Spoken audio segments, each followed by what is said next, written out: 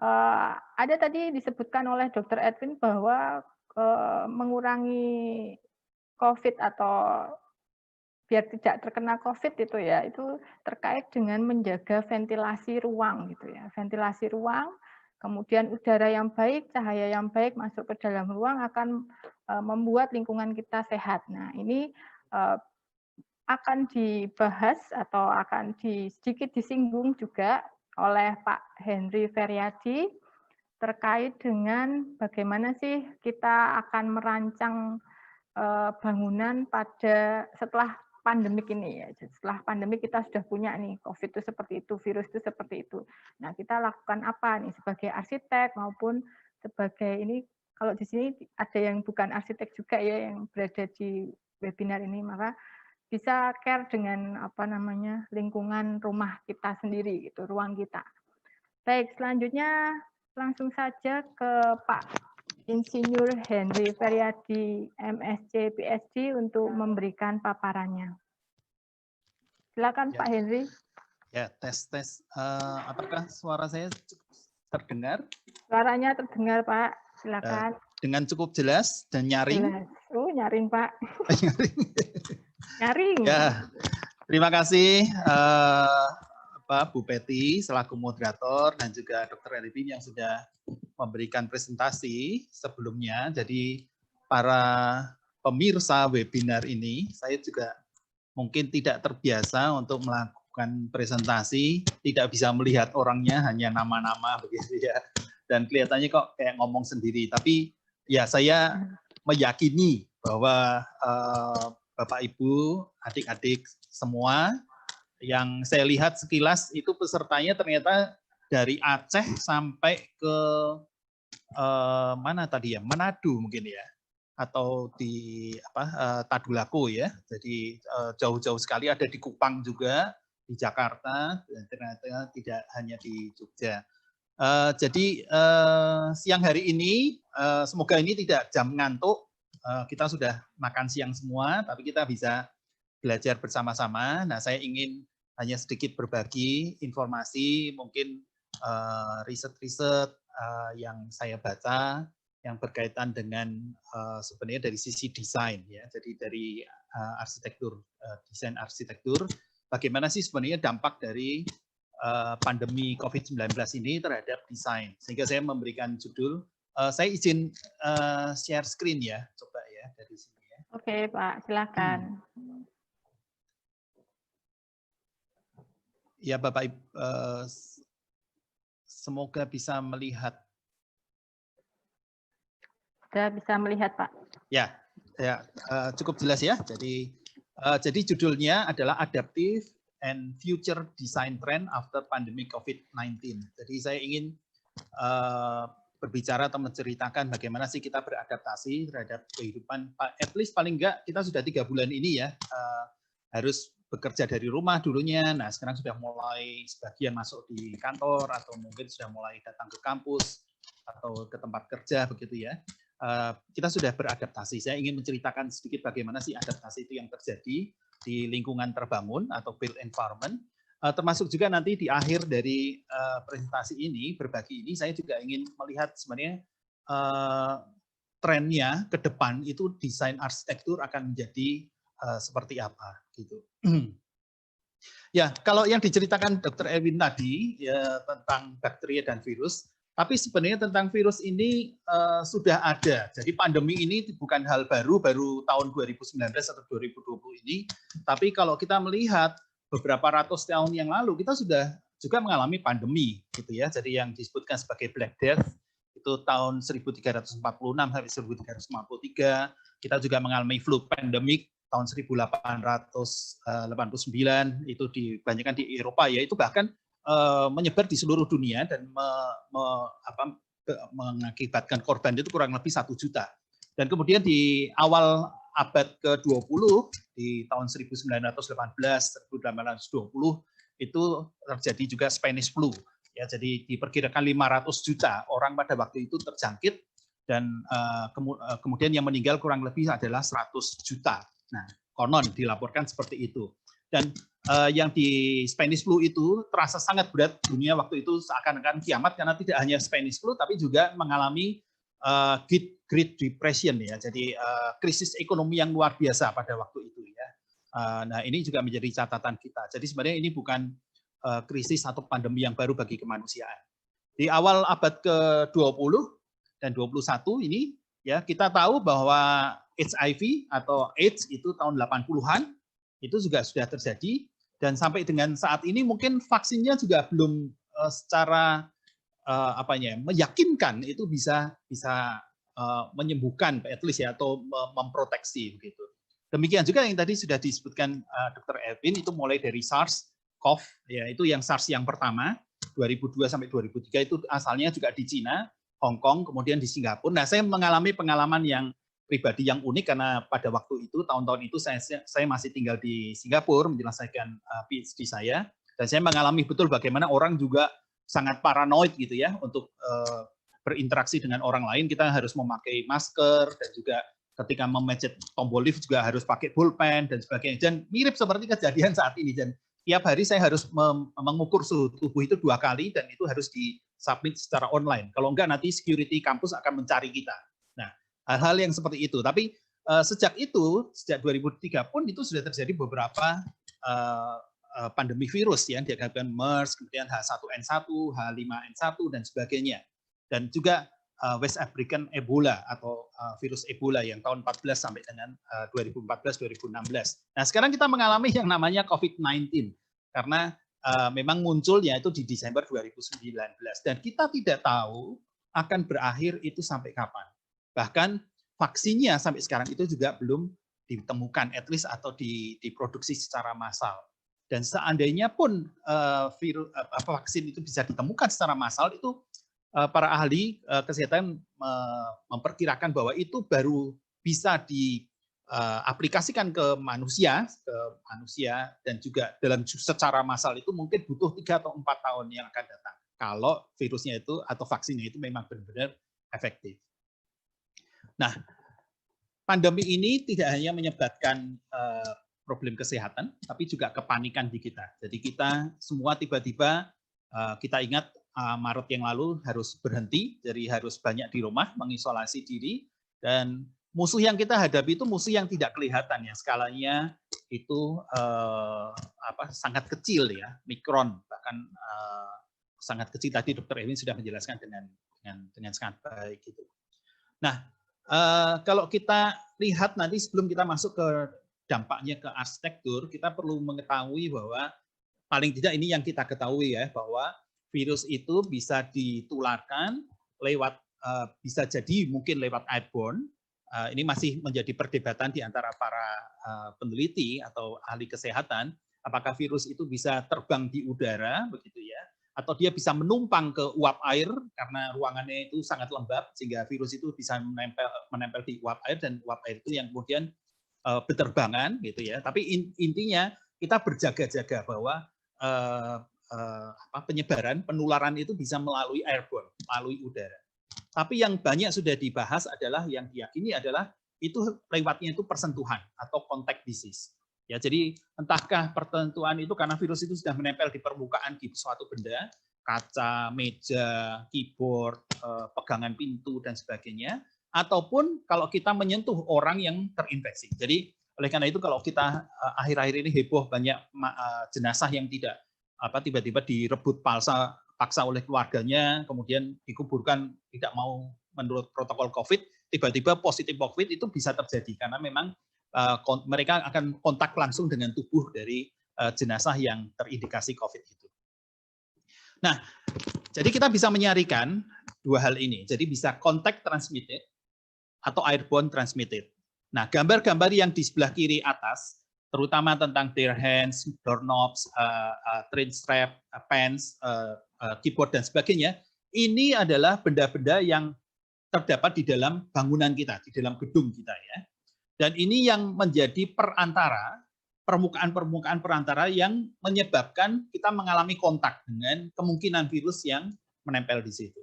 Sedangkan yang kedua adalah yang disebabkan oleh udara atau lewat udara ya. Dan ini akan sangat mempengaruhi bagaimana kita berinteraksi dengan orang lain di dalam satu gedung. Nah, ini menjadi topik yang sangat menarik untuk kita lihat. Nanti kita akan sampaikan beberapa contohnya. Nah, sebelum kita melihat tentang bagaimana sih desain itu berubah pas atau karena pandemi ini, saya ingin memulai sebuah cerita bahwa kenyataannya kita tuh adalah makhluk hidup atau manusia yang tinggal di dalam gedung. Ya, jadi 89,5% ini kalau data di Amerika ya, saya rasa nggak jauh bedanya dengan kita di sini, kecuali profesi Anda tukang beca atau ojek gitu ya, Gojek rider gitu ya, mungkin banyak di jalan. Tapi selaku kita, manakala Anda mahasiswa, ada dosen, bekerja dan sebagainya ya, itu kita selalu hidup di dunia indoor atau di ruangan dalam ya. Jadi waktu yang kita habiskan itu 80% lebih itu ada di dalam bangunan. Saya ambil contoh, misalkan kita setiap kita punya 24 jam untuk hidup ya dalam satu hari. Kita tidur mungkin 6 jam, itu artinya 25% dari hidup kita sudah dimasukkan atau kita habiskan di ruang tidur. Kita kerja atau studi, taruhlah 8 jam per hari, itu sepertiga dari waktu dari hidup kita, itu kita habiskan untuk kerja dan studi yang notabene banyak di dalam ruangan. Kita makan juga asumsinya begitu. Jadi kalau kita asumsikan Anda berumur 40 tahun gitu ya, sepertiga dari waktu Anda itu Anda gunakan untuk tidur di dalam rumah atau di dalam ruangan tidur ya. Jadi betapa banyak waktu yang kita habiskan itu di dalam ruangan itu. Nah, masalahnya tidak hanya masalah virus, tidak hanya masalah virus COVID-19 yang sekarang ini kita hangat bicarakan.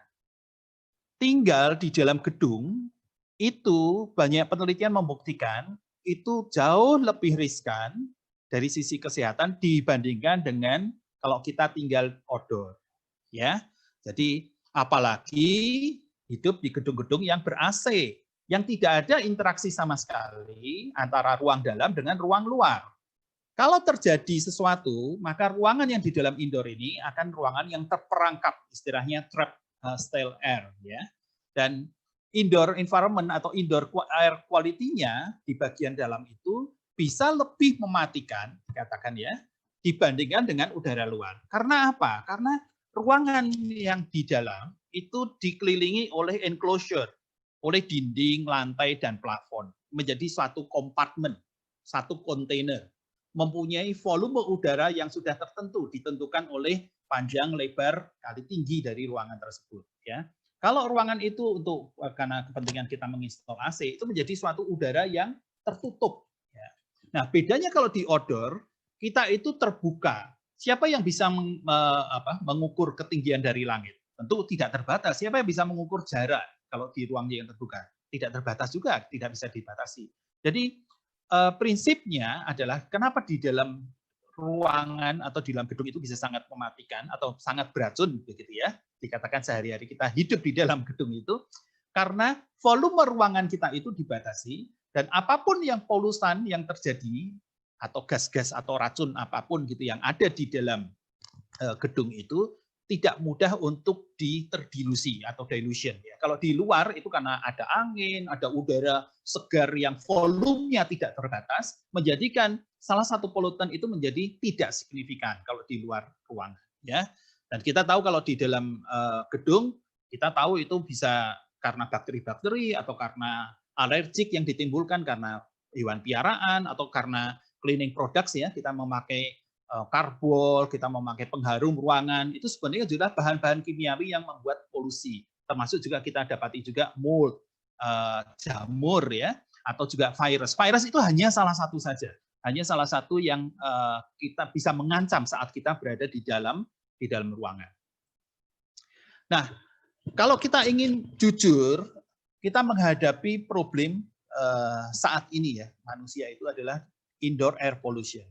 Nah, indoor air pollution itu wujudnya itu macam-macam. Entahkah dia berasal dari dapur, entahkah kita bisa berasal dari basement atau kondisi alam yang memang membuat zat-zat radioaktif, misalkan gas radon itu dari dalam tanah bisa muncul masuk ke dalam rumah itu sangat karsinogenik gitu ya, gas radon itu.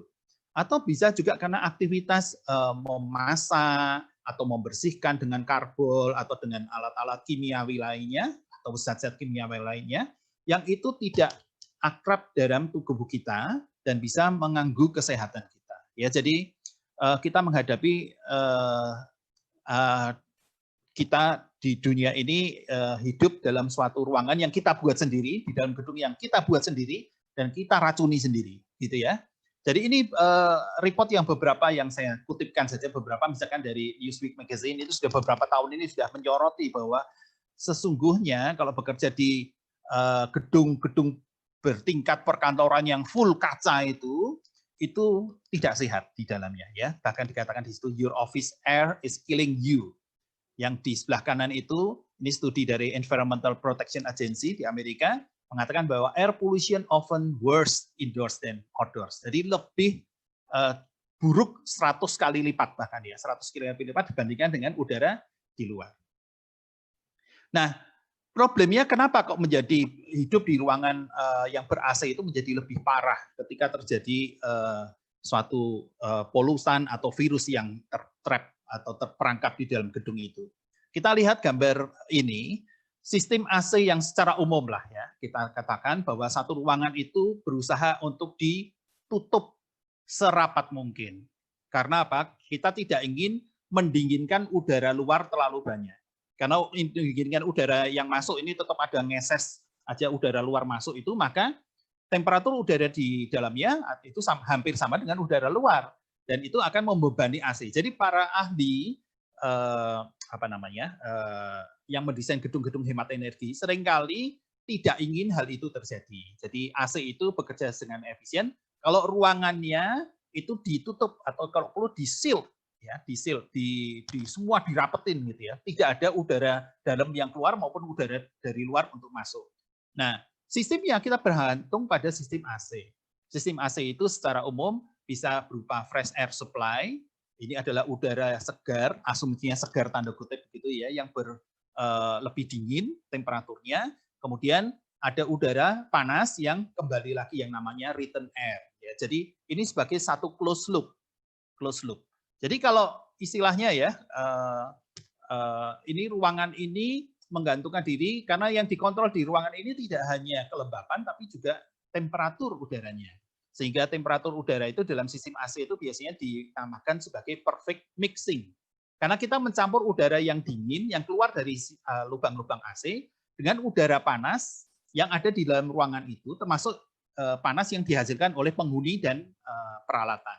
Nah, asumsinya udara yang keluar dingin itu akan bercampur dengan udara yang di dalam ruangan itu menghasilkan suhu udara yang nyaman.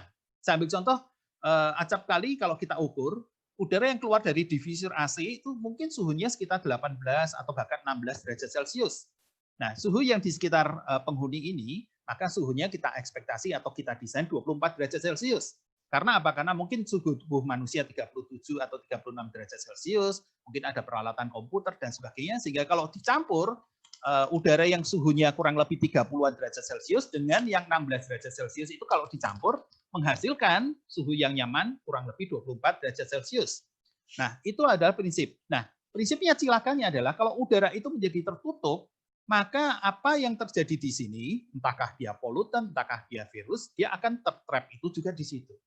Nah, oleh karena itu problem dari abad ke-20 dan 21, orang yang bekerja di perkantoran yang memakai sistem AC, seringkali kita namakan sick building syndrome atau sindroma penyakit bangunan atau kadang orang menyebutkan building related illness BRI ya. Jadi itu adalah penyakit atau sindroma yang dialami di dalam gedung karena orang itu bekerja atau tinggal di dalamnya. Kalau dia keluar itu simptomnya itu akan berkurang gitu ya. Jadi gedung itu menjadi tempat yang membuat kita sakit. Oke, saya ingin mempercepat sedikit. Jadi kita ingin kembali. Hakikat arsitektur itu sebenarnya adalah kita ingin menjembatani antara alam dengan ciptaan, creature. Ya, jadi orang bilang katakan kulit kita ini adalah sebenarnya adalah fasad kita yang pertama itu adalah kulit yang ini ya tubuh ragawi kita. Pakaian itu adalah secondary skin. Ini adalah pakaian itu adalah layer yang kedua, kulit kita yang kedua. Nah, bangunan sebenarnya adalah layer kita yang ketiga. Karena itu menjadi interaksi bagaimana kita mengontrol hal-hal yang positif maupun negatif dari alam itu yang bisa mempengaruhi aktivitas manusia di dalam gedung. Tapi seorang arsitek kita harus mendesain bahwa gedung itu harus menjadi jembatan yang harmonis atau pelingkup yang harmonis antara di dalam dengan di luar. Jadi saya selalu teringat ada istilah fail to plan is plan to fail. Nah, saya ingin menerapkan di kita ini di sini, fail to design is design to fail also, ya. Nah, kita lihat secara umum terlebih dahulu, kalau kita berbicara tentang building life cycle, kita tuh selalu mulai dari desain, kemudian membangun, kemudian memakai dan memelihara. Nah, ini selalu di dalam time frame tertentu, temporal scale yang saya katakan. Tapi jangan lupa di situ kita juga yang namanya spatial scale. Apalagi kita bisa merancang pada skala yang sangat kecil, sangat personal, pada skala yang ruangan, skala gedung, skala urban atau distrik, bahkan skala yang lebih besar. Ya, jadi kita punya skala di sini, mulai dari skala yang sifatnya personal, spasial, sampai dengan yang urban scale. Ya, jadi arsitektur bisa berperan di situ. Nah, khususnya kalau untuk gedung, ini yang biasanya kita alami bahwa gedung itu didesain, kita mulai dari programming, conceptual design, detail design, analisis, dokumentasi, kemudian sampai fase pembangunan. Bahkan gedung itu suatu saat mungkin akan dirobohkan atau mengalami renovasi dan sebagainya. Ini adalah siklus bangunan. Nah, semuanya ini tentu saja harus mendatangkan kesejahteraan bagi kita. Nah, kita akan mulai terlebih dahulu adaptasi desain dari sisi tempat tinggal. Saya rasa saya memakai gambar ini Joglo Limasan gitu ya. Saya menginginkan bahwa pertama-tama kita perlu untuk belajar dari local wisdom atau past architecture. Nah, kita tahu pandemi ini sudah umurnya itu sudah berabad-abad. Jadi mungkin nenek moyang kita yang tinggal di tanah Jawa itu sudah pernah mengalami pandemi yang mungkin disebut pagebluk gitu ya kalau di sini ya, pagebluk gitu ya. Nah, itu karena mereka mungkin dia memahami itu menjadi memahaminya dan bisa menerimanya sebagai satu siklus alam gitu. Dan kita lihat tatanan arsitektur dia akan selalu membuka diri pada lingkungan alam yang terbuka ya. Saya rasa ini salah satu kearifan lokal karena kita tahu bahwa terlalu banyak di dalam ruangan dalam itu juga tidak lebih sehat dibandingkan dengan ruang luar ya. Jadi arsitektur di Nusantara khususnya yang kita lihat saat ini itu selalu mempunyai interaksi. Jadi ritme yang terjadi, keadaan yang terjadi di luar ruangan itu akan terrefleksikan di dalam ruangan. Ya. Karena enclosure itu tidak pernah benar-benar terenclose. Ya. Selalu membuka diri untuk berinteraksi dengan alam. Creature itu adalah manusia di dalamnya, itu yang senantiasa nanti akan membentuk culture. Jadi kita akan melihat bahwa di rumah-rumah itu tidak selalu harus hidup di dalam kamar, tapi juga bisa melakukan aktivitasnya, misalkan di teras di depan sini pada sore hari, atau mereka bekerja bisa menenun atau membuat anyaman atau membuat aktivitas-aktivitas informal lainnya tidak selalu di dalam itu. Nah, atas dasar itu kemudian saya ingin menunjukkan gambar ini. Ya, gambar ini menurut saya cukup menarik, didesain oleh Pati Sandika, Tropical Home di Bali, interiornya desainnya Dan Michel. Nah, ini menunjukkan bahwa ada interpretasi baru terhadap rumah-rumah residensial yang modern ya, modern residensial ini. Yaitu bagaimana bisa tetap berinteraksi dengan alam, Anda bisa melihat ruang dalam, ini bisa mungkin bicara ruang belajar, bisa terkoneksi dengan ruang sedikit di bawahnya, ada ruang makan, begitu ya, bisa. Jadi pendeknya ruang luar itu berinteraksi dengan ruang dalam. Jadi ini yang saya namakan prinsip yang namanya inside out dan outside in. Ya, jadi kita berusaha untuk menghadirkan hal-hal yang alamiah itu ke dalam, sekaligus juga meminjamkan aktivitas di dalam yang harusnya itu bisa juga terjadi di luar. Nah, saat ini kenyataannya kita sudah juga memahami rumah tinggal tidak hanya untuk sekedar tinggal, tapi sekarang adalah bekerja juga. Ya. Jadi ini saya juga ingin sedikit menyoroti tentang hal ini, bagaimana itu mengubah hidup kita, irama hidup kita sehari-hari. Dulunya yang ruang makan mungkin hanya untuk makan, untuk ngemil, gitu ya. Tapi sekarang juga tiba-tiba ruang makan bisa diubah menjadi ruang untuk masak-masak karena anak-anak kita atau kita sendiri mau coba-coba resep dari YouTube dan sebagainya, atau mungkin kita menjadikan ruang makan itu atau meja makan dipinjam tempatnya untuk melakukan aktivitas kita karena kita bosan di dalam ruangan. Jadi kita bisa melihat perspektif kebiasaan aktivitas menghuni itu dengan cara baru. Tentu saja kita tidak bisa 100% meniru tata hidup nenek moyang kita seperti tadi di rumah limasan. Tapi mungkin rumah limasan masih relevan kita pakai menjadi ide-ide untuk bagaimana kita bisa bekerja meskipun dengan teknologi yang canggih, kita memakai laptop, dengan Zoom, dengan macam-macam gitu ya. Tapi kita tetap juga berinteraksi dengan alam di luarnya. Ya. Nah, khususnya di iklim tropis itu sangat memungkinkan. Mungkin saya nggak bisa ngomong begini ketika saya ngomong ke negara yang 4 musim misalkan. Bagaimana waktu musim dingin, kan nggak bisa berinteraksi dengan alam, malah justru harus ditutup. Kalau nggak kita mati kedinginan. Nah, justru itu memang ada concern-nya sendiri-sendiri ya kalau di negara subtropis yang 4 musim. Tapi kalau kita di Indonesia, di Nusantara ini, iklim itu sangat bersahabat. Kita nggak pernah mendengar orang mati kedinginan di sini atau mati kepanasan seperti di Timur Tengah. Jadi kita seharusnya menghargai apa kondisi yang sudah terjadi di alam itu untuk memasukkan ke dalam lingkungan hidup kita atau rumah tinggal kita. Nah, ini dari Gensler, satu biro arsitek di Amerika yang mencoba membuat dua hal, mengkontraskan hal-hal yang baik selama kita bekerja di rumah dengan istilah utopia, tapi juga terjadi distopia karena kita sebenarnya juga kadang-kadang menemui banyak masalah, gitu ya, ketika rumah itu dijadikan juga sekaligus tempat bekerja, ya. Jadi ini suatu analisis yang menarik. Nah, ternyata kegiatan membangun dan menghuni itu tidak hanya terus tiba-tiba berubah karena adanya virus.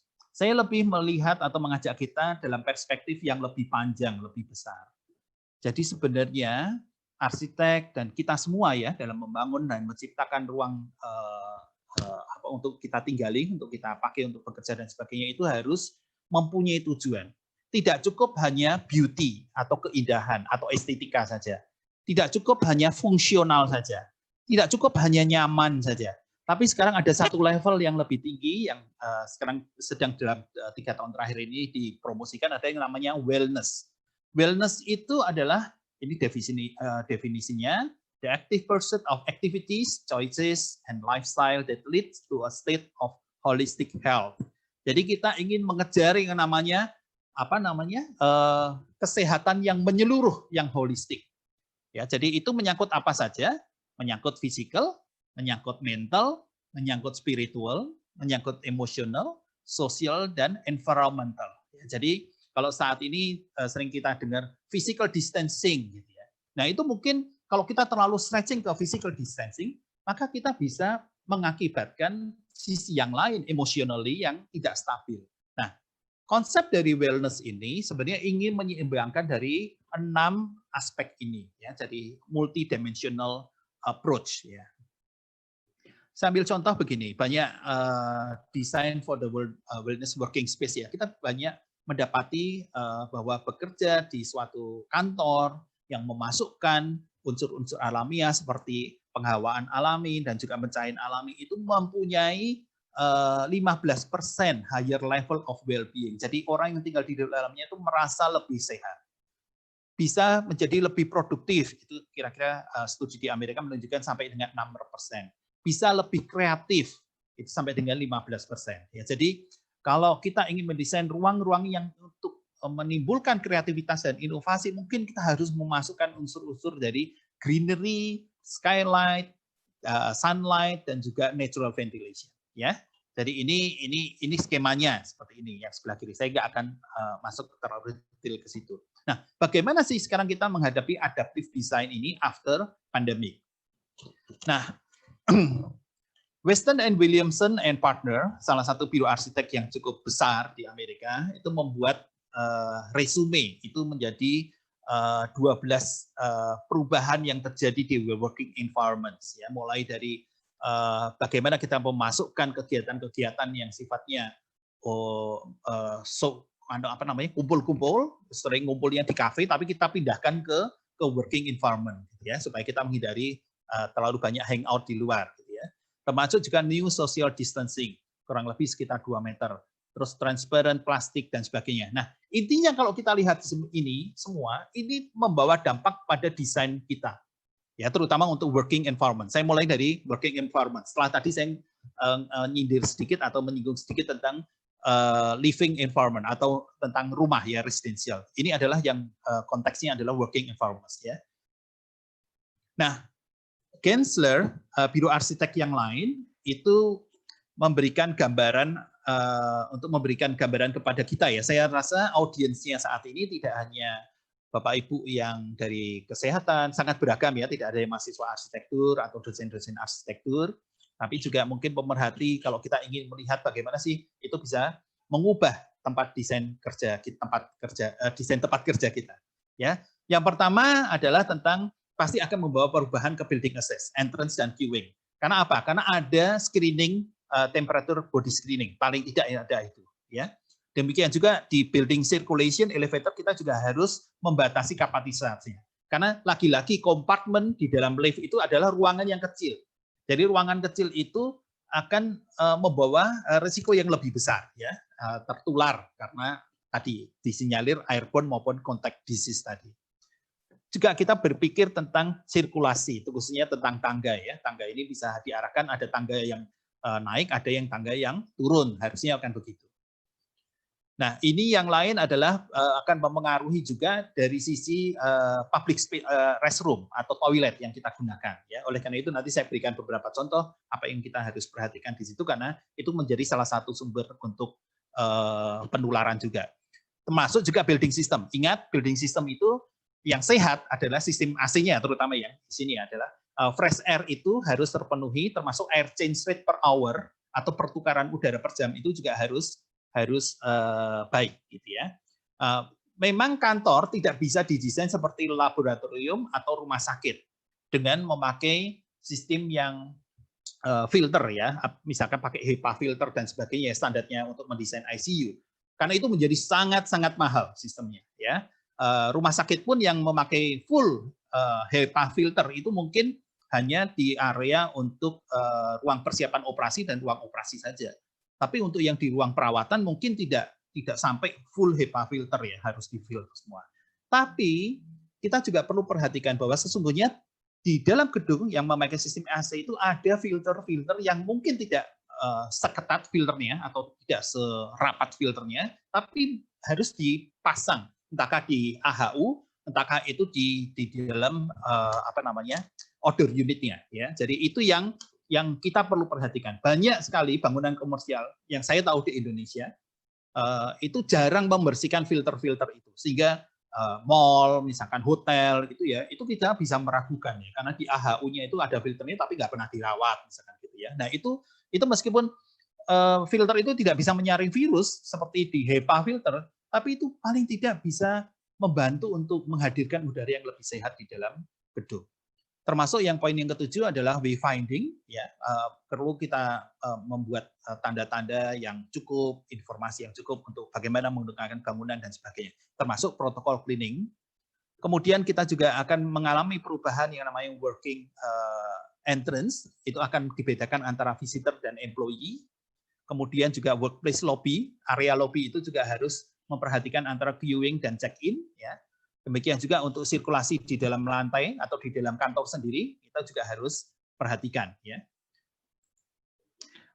Ini yang 4 hal yang terakhir dari Gensler ini, termasuk cara pemikiran. Jadi beberapa puluh tahun terakhir ini, kita sangat populer dengan prinsip desain perkantoran yang namanya open plan office. Open plan itu tidak ada sekat-sekat temboknya yang tertentu, hanya mungkin setinggi 1,5 meter saja, dan bentuknya bisa seperti ini. Dengan adanya aturan kita melakukan physical distancing, kita harus merubah itu yang kita sebutkan sebagai open plan de-densification. Jadi tidak membuat densified atau rapat, tapi malah justru melonggarkan dari desain open plan office itu. Termasuk juga di dalamnya di sini,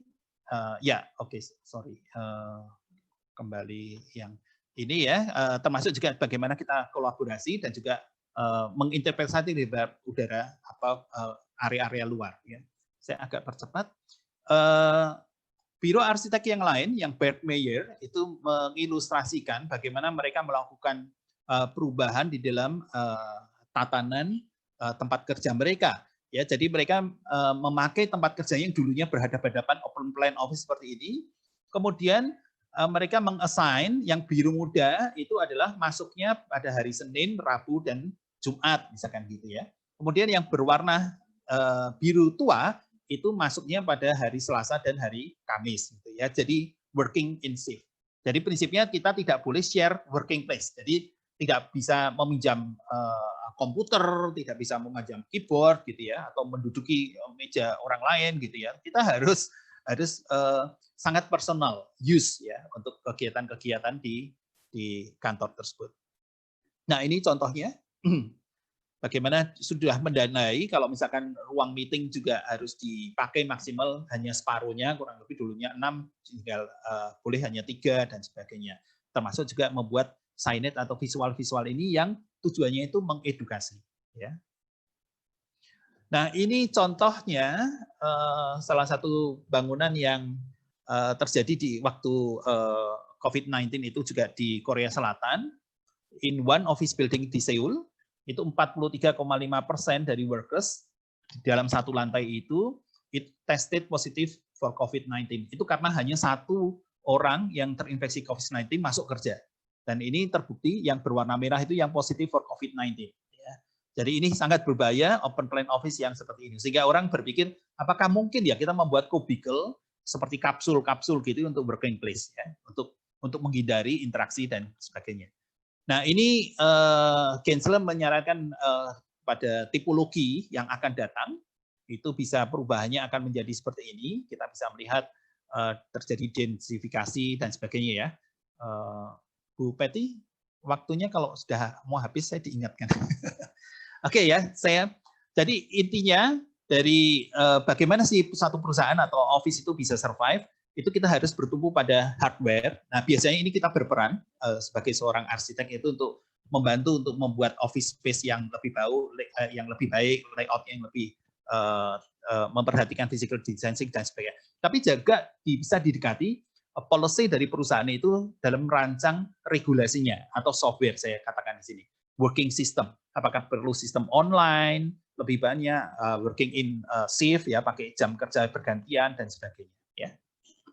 Nah ini yang sekarang ini sedang hits. Jadi bagaimana kita mengontrol aksesibilitas untuk masuk ke dalam tempat kerja kita atau di gedung, atau ini nantinya juga akan diaplikasikan di MRT misalkan seperti itu, adalah orang-orang tertentu mengkombinasikan antara pertama teknologinya mungkin tidak lagi menjadi RFID tapi face recognition. Jadi face recognition ini sekaligus juga menjadi mendeteksi apakah body temperature ya, sehingga dia boleh passing atau no passing ya. Jadi kalau dia oh ya ini namanya Bu Patty udah di dalam database gitu.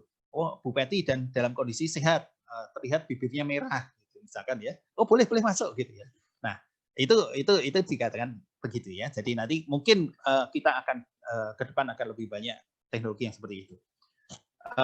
Ini lift yang banyak juga sedang ditawarkan. Banyak perusahaan lift sekarang sedang sibuk sekali untuk mengubah dari button lift itu menjadi injak ya, sistem injak ya. Ini yang di mall-mall, di office saya rasa akan seperti itu. Nah, termasuk juga ini kalau kita berbicara masalah mall, ini juga salah satu area atau permukaan yang paling banyak terkena persentuhan tangan publik itu adalah handrail untuk eskalator atau karetnya eskalator itu.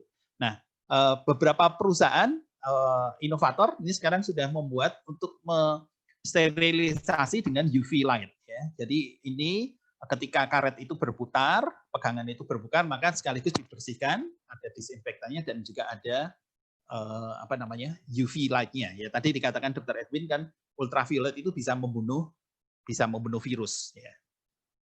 Nah, ini juga termasuk desain yang relatif sederhana yang mungkin tidak mahal dilakukan. Kalau kita punya handle pintu seperti ini, daripada memegang stainless-nya maka kita memakai lengan ya, tidak memakai telapak tangan tapi memakai lengan. Jadi keep calm and use your arm gitu ya. Jadi supaya itu bisa menjadi lebih aman.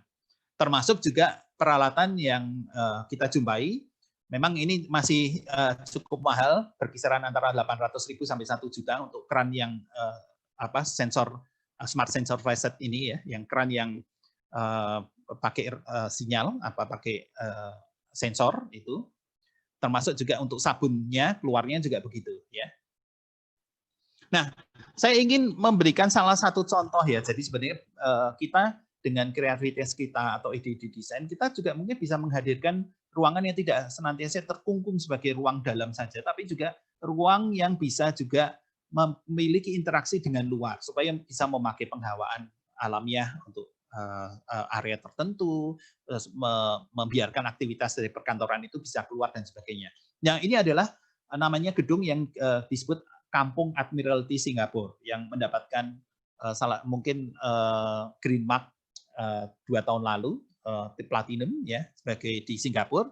Ini fungsinya adalah perkantoran, di bawahnya itu ada stasiun bis ya, terminal bis, tapi di atasnya perkantoran. Dan menariknya itu mereka juga mengakomodasi yang garden itu di keseluruhan atap gedung dan bisa dibuat bersetback begitu. Jadi kegiatan-kegiatan kantor tidak hanya boleh terjadi di dalam, tapi juga dianjurkan untuk mempunyai keadaan atau aktivitas di luar juga. Nah, ini yang saya boleh sampaikan kalau misalkan yang terjadi di dalam adaptasi tempat kerja, orang akan menjadi lebih care ke wellness dan performance, tidak hanya performance-nya tapi juga wellness, jadi kesehatan secara holistiknya. Yang kedua adalah kita akan makin banyak mendapati kita harus bekerja secara real, artinya bertemu, tapi juga makin banyak porsinya untuk membuat virtual collaboration. Dan yang ketiga adalah yang kita namakan indoor out dan outdoor in itu ya. Jadi mungkin kalau kita memang perlu membuat ruang rapat yang dibatasi, ya, yang terbatas karena privacy dan sebagainya, mungkin idenya akan menjadi membuat kubikel transparent seperti ini ya di dalam sebuah kantor. Nah, saya masuk sedikit ke desain tempat belajar adaptasinya ya. Kita tahu ini saya ambilkan gambar-gambar dari sekolah-sekolah di China yang 2 minggu lalu kalau nggak salah sudah mulai masuk sekolah, itu physical distancing, jadi ruang meja diatur sedemikian rupa, kebiasaan baru anak-anak sebelum masuk ke area sekolah harus di body temperatur, kemudian harus cuci tangan, perpustakaan juga begitu ya. Nah, ini perlu kalau untuk sekolah dan sebagainya, itu kita memperhatikan adanya dari sisi hardware ya, jarak untuk meja, tapi juga perlu alur sirkulasinya dan juga ventilasi. Ya, saya rasa itu kalau dari sisi hardware kita sebagai arsitek harus memperhatikan itu. Kalau dari software tentu saja bisa mempromosikan pola hidup bersih dan sehat ya, PHP, cuci tangan dan sebagainya. Oleh karena itu tidak saya perlu terangkan lagi, ini sudah termaktub di kalimat PHBS itu. Tapi juga bisa mengatur secara schedule. Ya, jadi beberapa sekolah di Korea dan di Cina itu beberapa teman menyatakan itu dibagi. Jadi misalkan kelas 1 sampai kelas 3 masuk Senin, Selasa, Rabu, misalnya gitu ya. Kemudian Kamis, Jumat, Sabtu atau Kamis, Jumat itu adalah kelas 4, 5, 6 misalnya itu tuh yang primary school. Nah, itu bisa dilakukan dengan cara itu. Artinya mengurangi kapasitas student di area sekolah. Ini juga sama, jadi bagaimana mengatur alurnya menggunakan tangga dan sebagainya untuk menghindari dengan penggunaan lift gitu ya, mendorong untuk lebih banyak memakai tangga. Dan ini kalau misalkan di dalam suatu lab ya, mungkin tidak bisa dipakai secara full, tapi dipakai yang berwarna kuning ini yang bisa dipakai misalkan gitu ya. Jadi tentu saja akan mengurangi kapasitas menjadi sangat terbatas. Nah, ini gambar ini yang memang saya senang memakainya sebagai satu hal yang mengkontraskan. Jadi mungkin loh ya, mungkin itu adaptasi desain tempat belajar yang terbuka itu lebih sehat daripada di dalam ruangan kelas ya. Sebenarnya jujur gambar ini saya ambil dari internet, itu di bawah yang kiri bawah ini ya. Jadi atas berita karena gedung kelas di Aceh itu roboh, maka Pak Guru itu mengajar di luar ruangan gitu ya. Ini karena bencana atau karena tidak punya ruang kelas. Tapi sekarang ini orang mulai berpikir bahwa mungkin ini yang lebih sehat dibandingkan kalau ruang kelas itu atau anak-anak kita siswa itu belajar di dalam gedung gitu. Karena itu prinsipnya itu tadi. Jadi virus itu di dalam ruang yang tidak terbatas itu akan menjadi terdilusi ya. Ini desain untuk tempat makan. Ya, restoran mungkin kita akan mendapati lebih banyak yang makan di indoor. Ini juga ya. Jadi mungkin kalau yang berada di tepi sungai begitu ya, itu akan menjadi seperti ini. Nah, termasuk juga desain-desain, saya ingin menggabungkan tidak hanya arsitektur desain, tapi juga produk desain dan interior desain ya. Nah, ini mungkin restoran gitu ya. Daripada kita pakai face shield, mungkin kelamaan juga nggak enak, nggak bisa makan kan kalau ada face shieldnya, susah. Jadi ini dikasih apa ya, kurungan plastik gitu ya, kurungan di atasnya pakai cup gitu yang skala manusia. Nah, ini yang skalanya personal, adaptasi desain untuk face shield, saya rasa ke depan kita akan banyak menemukan ide-ide yang seperti ini. Termasuk juga ini ya, adaptasi desain yang ini head shield, tidak hanya face-nya tapi seluruh gundulnya itu, gundul kepalanya itu ditutupi. Saya nggak tahu gimana ini kalau mau dengan istrinya ada kacanya gitu, kalau mau mencium kan juga bertumbukan itu ya. Jadi mesti sedia lebih banyak, kalau pecah bisa pasang lagi gitu. Nah, tapi ya ini juga saya, tapi bisa se ekstrim itu ya. Atau yang ini ya, ini joknya saja lah. Ada yang pakai sawi, ada yang pakai kotang, ada yang pakai ini keren juga ya maskernya, wujudnya mengerikan juga gitu ya. Nah, atau ini gitu. Nah, ini untuk memaksa orang physical distancing. Itu kalau di sini bisa dibuat nih di mana itu cebongan itu pakai dengan pengrajin bambu, kita bisa, ini namanya kurungan ya. Kalau biasanya kita bikin kurungan ayam itu bisa dimodifikasi jadi seperti ini. Tapi ya ini sebagai inovasi kreativitas orang desain saja. Ya, termasuk ini body shield keseluruhan. Nah, saya ingin juga menyoroti bahwa kalau tadi AC yang sifatnya ruangan itu kadang-kadang banyak problem di situ. Sekarang sedang berkembang teknologi yang namanya personalized ventilation. Nah, ini terbukti personalized ventilation itu hanya menghadirkan udara dingin, udara nyaman secara personal, bisa dipakai. Jadi ini hanya dikalungkan di leher dan udara segar dan dingin itu keluar dari ini gitu ya. Dan ini bisa di-charge dengan baterai. Dan dia memakai teknologi pendinginan yang berbeda, tidak pakai air dan sebagainya ya. Kita pakai prinsip, kalau fisika itu namanya plat petelier gitu ya. Petelier itu yang dimasukin arus, tapi kapasitor itu nanti bisa turun suhunya gitu ya. Nah, ini beberapa desain yang kita jumpai dipropos untuk pesawat misalkan begitu ya. Karena tengahnya nggak boleh dipakai. Kalau Garuda hanya disilang saja ya, atau Lion. Nah, termasuk juga mengubah cara kita menggunakan public park ya. Saya ini hanya ide saja yang sudah dilakukan di luar, dengan membuat lingkaran-lingkaran itu, dan orang yang mau berjemur menggunakan public park bisa dalam ruangan yang terbatas memperhatikan physical distancing, adaptasi seperti ini ya. Nah, oke, ini saya rasa adalah slide yang terakhir dari saya. Jadi ke depan setelah pandemi ini, saya melihat desain itu akan mengarah pada 4 hal. Ya.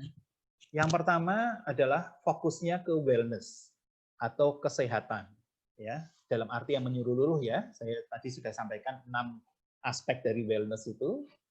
Yang kedua adalah orang mulai berpikir untuk kembali ke alam, karena ruangan yang begitu terisolasi dari luar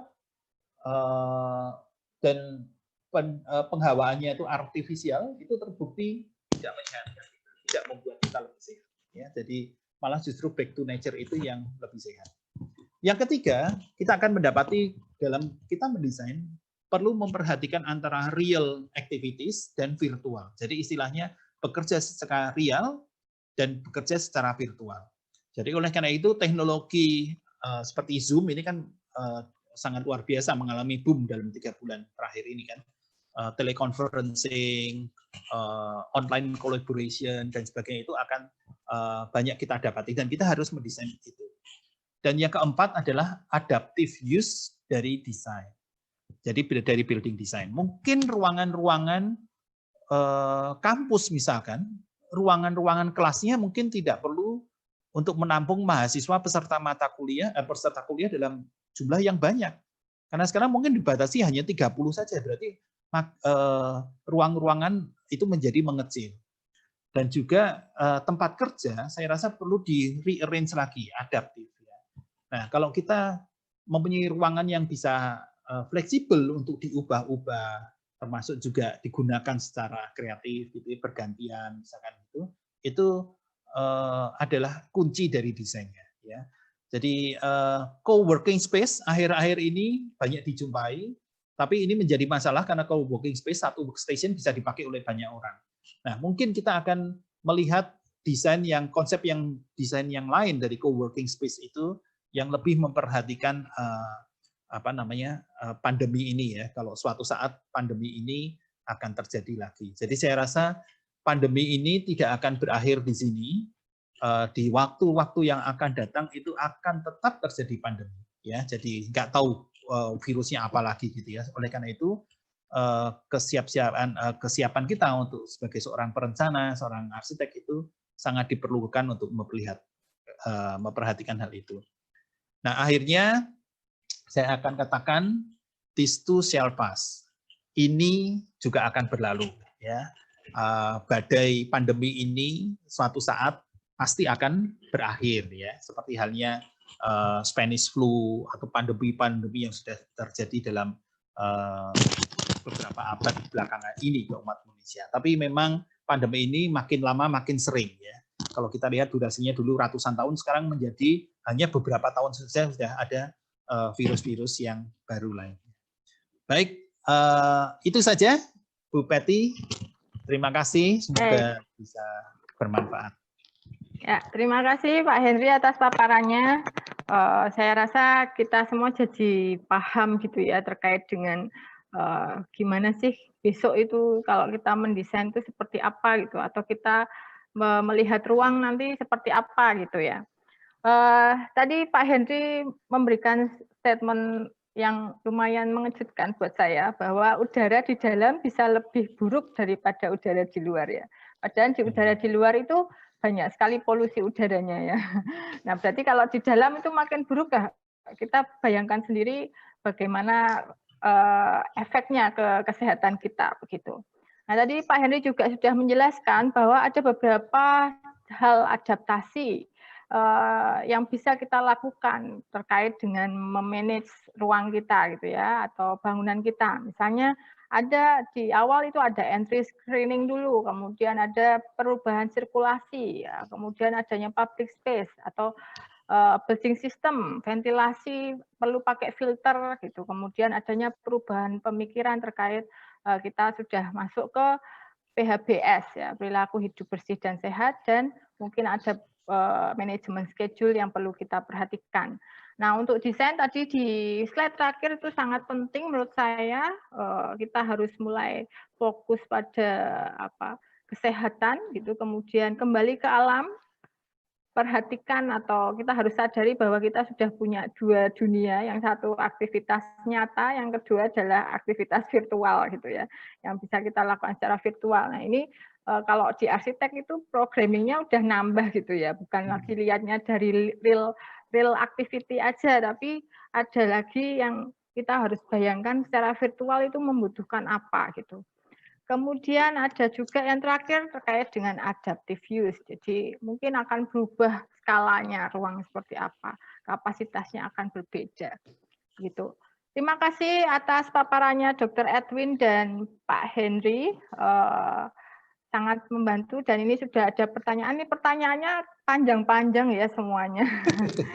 Diperpendek, Bu. Saya perpendek, itu saya bingung juga ini perpendeknya gimana ya. Baik, untuk penanya pertama itu dari Pak Kukuh. Pak Kukuh ini dari mana ya? Saya kok lupa ya. Pak Kukuh Mungkin bisa dinyalakan Rana, videonya ya. supaya kita videonya tahu Pak Kukuh bisa dinyalakan agar kita tahu Pak Kukuh yang mana begitu. Ya, sudah nyala Pak Kukuhnya. Halo Pak Kukuh, itu ya. Pertanyaannya ini untuk Dr. Edwin nih sepertinya ya.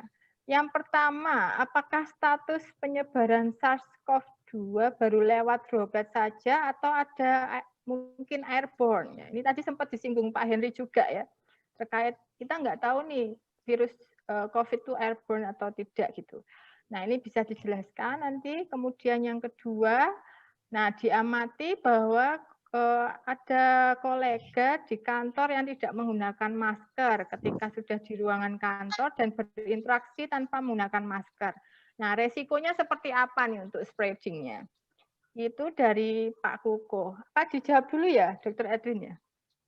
Gimana Soalnya mau yang satu dijawab? pertanyaan, iya. Soalnya pertanyaan satunya ini rada panjang ini ya. Bisa dijawab cepat aja begitu atau tapi jelas gitu ya. Iya, terima kasih Bu Peti, terima kasih Pak Kuku atas pertanyaannya. Untuk pertanyaan yang pertama mengenai apa status penyebaran SARS-CoV itu lewat droplet saja atau sudah bisa airborne ya Pak Kuku nggih? Ya, kalau misalnya ini saya mengacu pada apa yang telah diinformasikan atau diberitakan oleh WHO. Itu dia mengambil data bahwa ada data penelitian sebanyak 750.465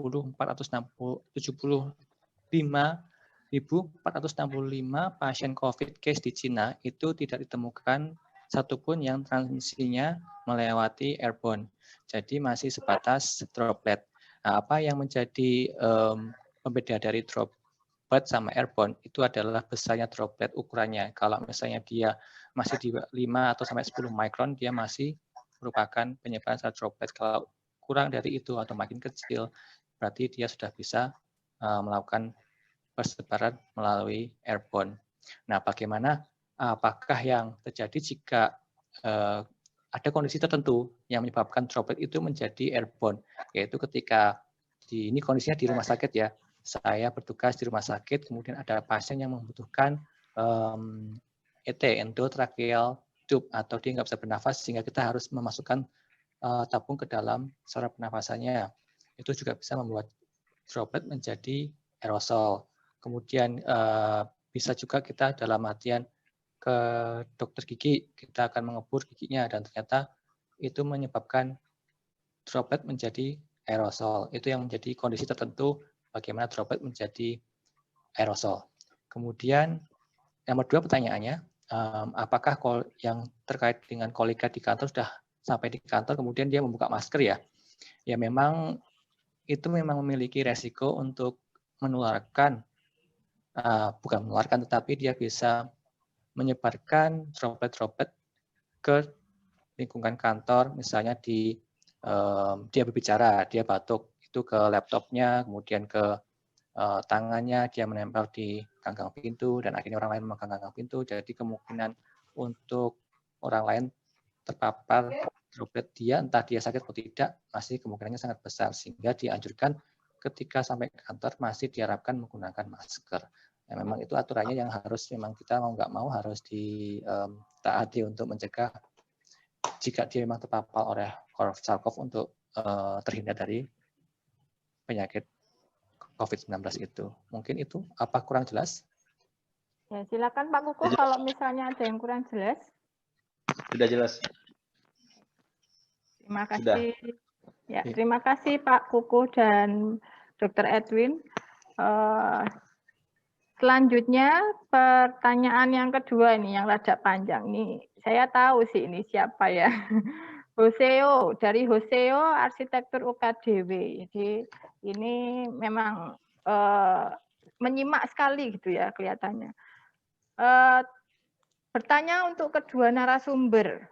Ya, ini ada beberapa ya, ada 3 pertanyaan kalau nggak salah.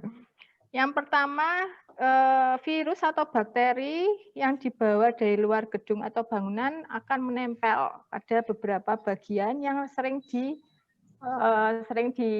sentuh gitu ya. Nah, apakah ada spesifikasi tertentu untuk menentukan material yang digunakan? Nah, ini mungkin bisa dijawab Pak Henry maupun Dr. Edwin terkait dengan kira-kira kalau material itu apa gitu ya. Nah, ini material yang dia tahu, yang Hoseo tahu itu adalah material touchless ataupun material yang memiliki pori-pori yang cukup kecil sehingga membersihkan bakterinya itu akan mudah gitu ya. Kemudian dalam maintenance seperti apa? Harus sering atau tidak gitu, atau harus pakai disinfektan mungkin Pak Dokter. Jadi sebenarnya fungsinya disinfektan itu apa gitu ya. Ini yang sering kita juga dengar gitu, semua barang-barang disemprot itu, badannya juga disemprot sama disinfektan. Nah, kemudian yang ketiga ini mungkin lebih ke arah Pak Henry ini, tantangan tersendiri bagi arsitektur Nusantara dalam penggunaan material alami yang masih hidup, yang bisa dibilang masih menjadi budaya yang kental dalam penggunaannya. Apakah nanti akan ada pergeseran? Dan bagaimana arsitektur Nusantara itu menyesuaikan dengan berkaitan dengan iklim yang lembab gitu. Itu pertanyaannya 3 ya, pertanyaannya banyak ya. Silakan bisa dijawab dari Pak Henry maupun Dr. Edwin ya. Enggak. Gimana? Siapa Pak Henry duluan? dulu atau siapa dulu Pak Henry? Ya, baik. Jadi kalau yang saya menjawab dari perspektif saya ya, nanti kalau dari kesehatan, dari patologi, ilmu kesehatan, Dr. Edwin. Jadi prinsip saya kalau boleh mengusulkan, Hoseo mana? Hoseo bisa nyalakan videonya. Hoseo, nyalakan dong Hoseo. Oh, biar tidak berbicara dengan layar gelap. Ya, baik. Jadi yang pertama adalah material itu menurut saya adalah supaya mudah dibersihkan. Karena kita memang tidak bisa untuk menjamin 100% bahwa ruangan itu atau virus itu akan nempelnya di mana. Betul kan? Kalau kita punya material dinding, lantai, kemudian langit-langit dan sebagainya, itu kan kita nggak bisa yakin 100% dia akan menempel di sana. Jadi material-material itu pendekatannya kalau saya lebih berpikir adalah material yang mudah dibersihkan. Ya. Meskipun pada beberapa riset atau artikel yang saya baca itu kadang-kadang orang menyarankan bahwa material dari copper atau tembaga itu mempunyai efek untuk mematikan virus dan bakteri. Konon katanya begitu, lebih baik daripada material stainless steel misalkan. Nah, tapi kan tidak ada bukti yang sangat kuat gitu ya. Dan itu kan juga sekarang agak sulit untuk menggunakan material tembaga. Kalau mungkin zaman dulu orang banyak memakai tempat-tempat makan atau piring itu juga memakai tembaga gitu ya. Dari belum ditemukan piring ompreng atau yang lainnya gitu yang stainless steel. Nah itu konon katanya bagus juga, tapi kita nggak bisa meyakini hal itu. Jadi yang pertama menurut saya penting adalah material itu mudah dibersihkan.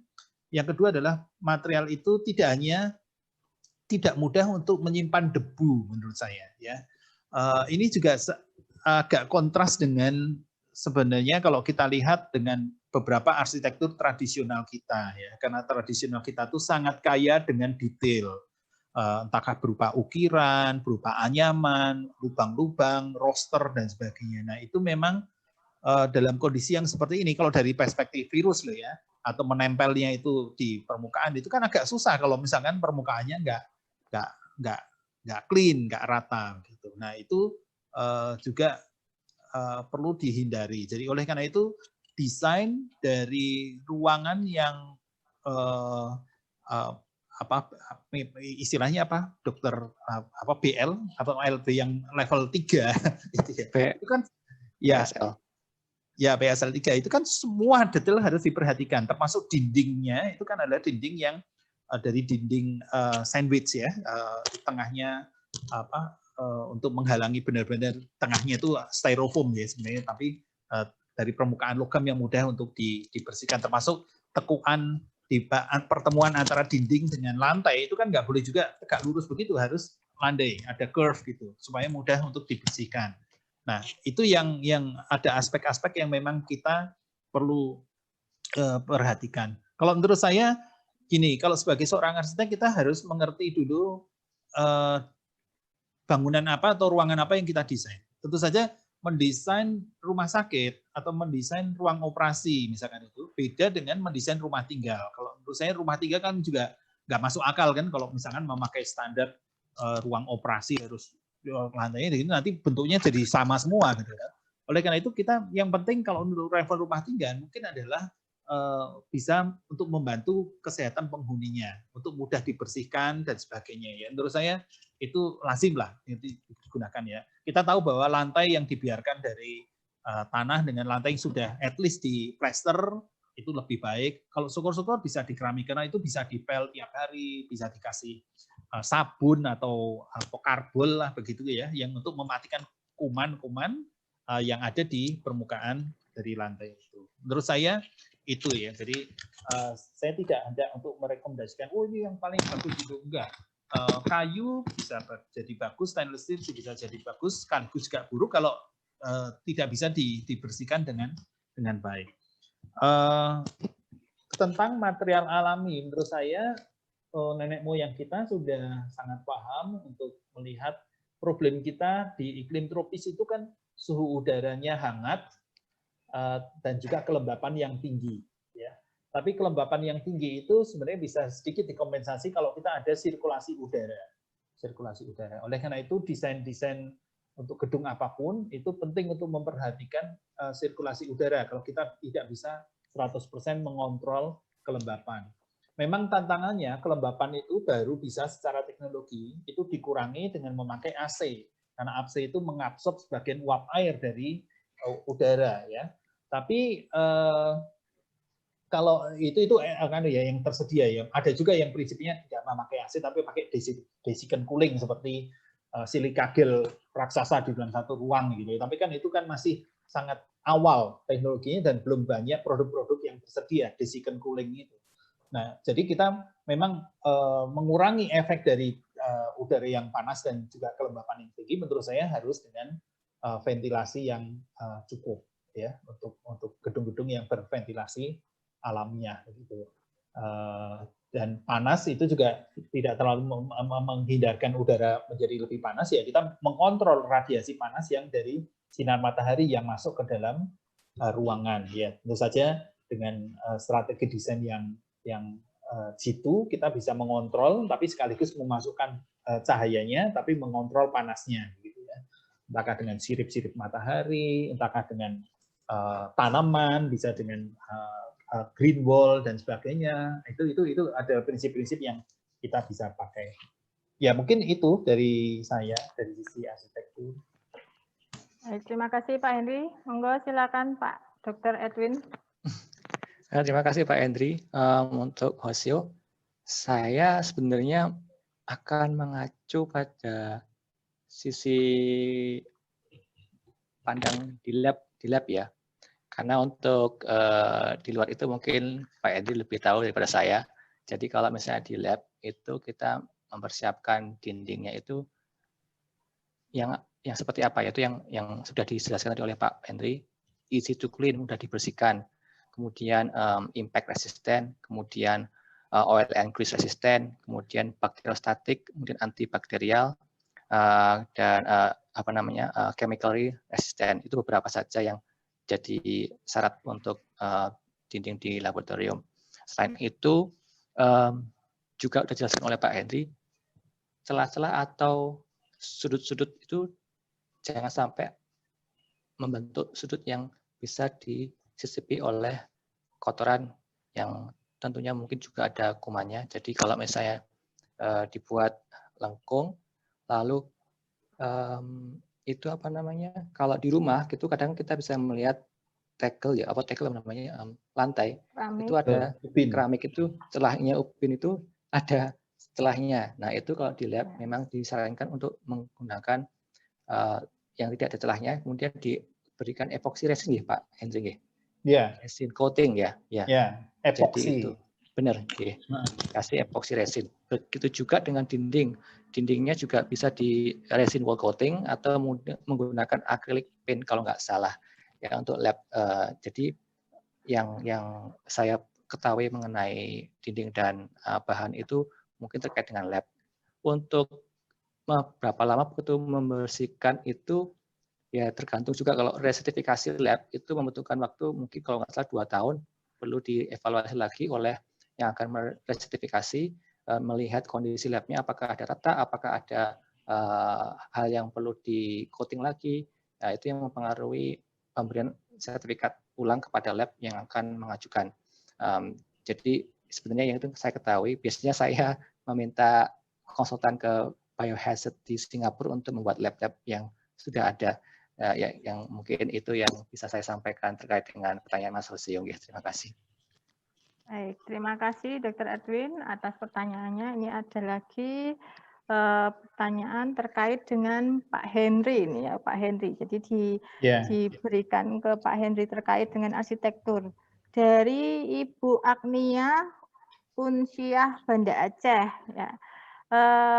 Beliau menangkap bahwa apakah pada akhirnya rumah dan bangunan lebih baik kalau memiliki bentuk slim dan berongga.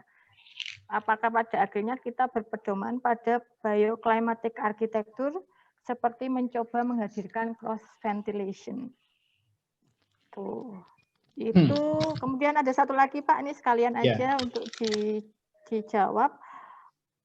Dari Radiaswari UPY, desain pasca pandemi ini banyak meningkatkan kreativitas para desainer terkait dengan penataan ruang. Selama ini diprioritaskan adalah pertimbangan efisiensi ruang. Namun saat pandemi harus ada berubah karena adanya physical distancing. Pertimbangan tentang wellness sekarang menjadi hal yang penting.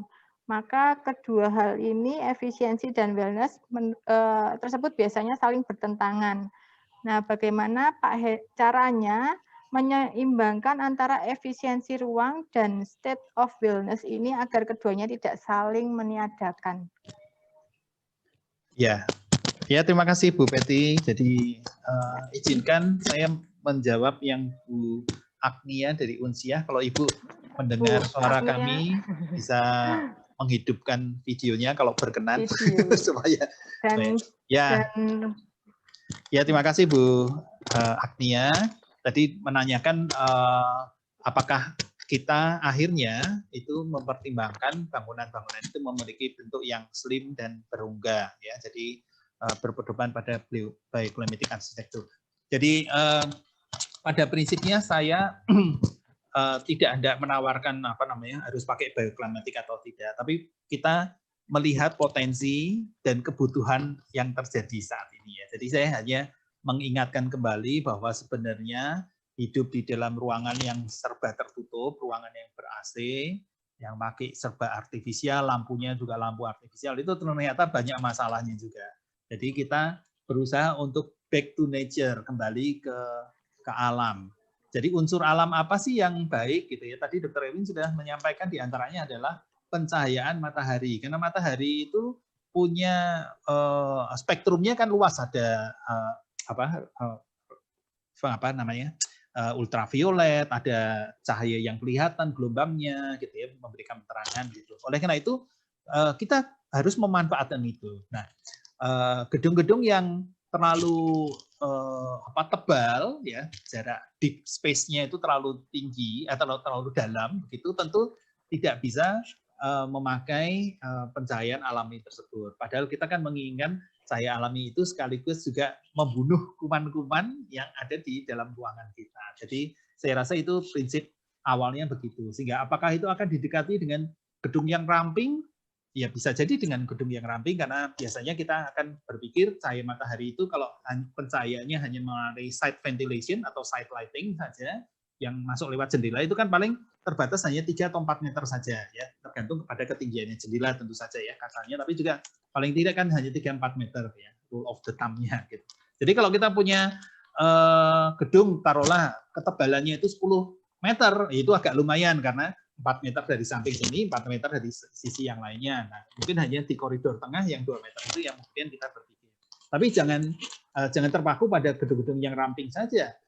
Beberapa gedung atau arsitektur tempo dulu itu juga menawarkan kearifan dan desain yang baik, misalkan sistem courtyard gitu ya, atau ruang taman di tengah gitu. Sehingga gedung itu mungkin agak besar, misalnya 20-20, tapi di tengahnya ada tamannya gitu. Yang itu terbuka, skylight gitu, terbuka keluar. Nah, itu juga membantu kita untuk mendistribusikan cahaya matahari itu menjadi lebih baik. Tapi memang gedung yang ramping itu mempunyai kelebihan manakala kita ingin mendesain suatu gedung atau ruangan yang berpenghawaan alami karena memungkinkan untuk terjadi cross ventilation dibandingkan dengan kalau gedung yang dalam ya atau terlalu lebar. Gitu. Jadi prinsip-prinsip itu yang ada baiknya kita pegang ya. Nah, bioclimatic architecture itu kan hanya salah satu pendekatan saja untuk menyeimbangkan antara bio hidup ya lingkungan dengan climatic ya dengan iklim. Jadi kalau saya ingin menangkapnya ya kalau kita di iklim tropis kita harus sadar bahwa sesadar-sadarnya mempelajari karakteristik dari iklim tropis karena bioklimatik itu bisa diterapkan juga di negara yang 4 musim dibandingkan dengan seperti yang di Indonesia atau bisa juga bioklimatik mengklaim dirinya bisa membuat desain di Dubai misalkan itu. Tapi kan kalau itu serta-merta kita tiru terus kemudian kita adopsi di Indonesia mungkin itu nggak cocok gitu. Jadi bioklimatik itu tetap mempunyai konteks pada dirinya terhadap iklim yang paling tepat pada dirinya. Nah, saya kadang-kadang agak miris juga ketika mendapati banyak arsitek atau juga mahasiswa arsitektur gitu ya atau perencanaan gedung itu hanya melihat gedung itu hanya dari konsep luarnya saja. Gitu. Kelihatannya bentuknya bagus ya. Kaca, full kaca gitu. Tapi belum tentu itu cocok untuk diadopsi di kita dan itu sangat terbukti. Gedung-gedung perkantoran yang pakai glass curtain wall system yang semua dibalut itu sampai rapat sekali gitu, itu akhirnya tidak lihat konteksnya apakah ini fasadnya menghadap ke barat atau tidak itu kan itu menjadi beban energi yang luar biasa juga gitu ya. Jadi kita memang harus hati-hati. Saya senang dengan prinsip bioklimatik, tapi harus sesuai dengan konteks kita ya untuk di Indonesia itu klimatik itu karena itu sangat penting. Nah untuk begitu Ibu Agnia semoga menjawab. Iya. Kemudian Bu Radiaswari dari UPY, Bu Radiaswari tadi saya lihat juga Bu Radiaswari di manakah Bu Radia? Oh ya Bu Radiaswari pertanyaannya adalah bagaimana kita menyeimbangkan antara wellness dengan ekonominya ya, betul ya, efisiensi ruangan, dan ekonomi ya. Nah jadi memang akhirnya kita diminta mendesain apapun, mendesain gedung apapun ya, mall dengan itu sebenarnya harus memikirkan tentang manusianya. Human centered design. Seringkali kita tuh mendekatinya kan building centered design. Bahkan pada fungsi bangunan komersial itu mempertimbangkannya hanya money centered design. Jadi kok bisa bangun semurah-murahnya, operasional serendah-rendahnya, keuntungan sebanyak-banyaknya misalkan gitu. Nah, itu kan sangat money centered design. Nah, itu menurut saya sudah nggak zamannya lagi. Jadi kita harus memberikan peluang untuk manusia itu benar-benar dimanusiakan di dalam gedung. Itu pendekatan desain kita mestinya harus itu. Nah, dalam pandangan itu tentu saja wellness itu akan selalu punya 6 dimensi itu yang utuh. Manusia itu bukan hanya masalah fisikal saja, kesehatan saja, tapi juga emosional, spiritual dan sebagainya. Jadi nantinya ruangan-ruangan itu tidak semata-mata berkaitan dengan spasialnya saja. Kadang-kadang kita sebagai perencana gedung hanya terbelenggu oleh berapa meter persegi per orang sih butuhnya. Kadang-kadang kan begitu toh. Nah, padahal kita ada dimensi yang lain yang sebenarnya mensyaratkan supaya kita itu menyentuh wellness-nya. Mungkin sudah memenuhi kuotanya, oke, 4 meter persegi per orang gitu ya. Tapi dari sisi desainnya, dari sisi itunya itu tidak memberikan kesempatan orang untuk menemukan di ruangan personalnya misalkan. Saya ambil contoh misalkan gini, kita sama-sama di akademisi. Di borang akreditasi itu selalu dikatakan ruangan dosen itu berapa meter persegi, ya kan? Itu kan dihitung itu minimal kalau nggak salah 5 atau 6 meter persegi gitu. 5 meter 6 persegi itu kan tunggu dulu desainnya menjadi seperti apa gitu kan. Apakah dia mau dikandangi satu persatu seperti itu atau kita bisa mendesain misalnya 30 meter persegi tapi ada 3 atau 5 orang di dalamnya dengan desain yang lebih menarik. Jadi ada ruang komunalnya, ada ruang personalnya gitu. Nah, menurut saya itu akan sangat menarik dan memang butuh kreativitas. Seperti halnya tadi saya katakan di kantor sekarang trennya ke arah situ, saya rasa ya Google itu termasuk perusahaan yang sangat diidamkan, perusahaan idaman itu karena salah satunya karena flexible working hours-nya. Yang kedua adalah suasana kantornya itu sangat menyenangkan gitu. Kalau mungkin kita pernah lihat kantornya Google di seluruh dunia, di Indonesia juga ada meja pingpongnya, ada tempat pantry-nya, ada meja makan kumpul bersamanya, ada bantal untuk rebahan, ada yang sifatnya kubikel gitu. Jadi menurut saya itu yang saat ini dianggap sebagai salah satu desain yang ideal karena menyediakan both personal space, communal space maupun working space gitu. Jadi saya mau kerja secara personal, it's okay, saya nggak terganggu orang melintas di depan saya atau apa gitu. Tapi at the same time, misalkan pada waktu yang lain saya ingin bekerja secara komunal, hanya 2 atau 3 orang ada memungkinkan untuk itu. Nah, itu kan nggak senantiasa bisa diukur secara efisien ruangan atau tidak, karena ruangan-ruangan itu apa efisiennya menyediakan meja pingpong di sini nggak ada hubungannya dengan itu. Padahal kan nyewa rental office-nya sudah mahal. Gitu. Tapi mereka berpikir ada nilai plusnya.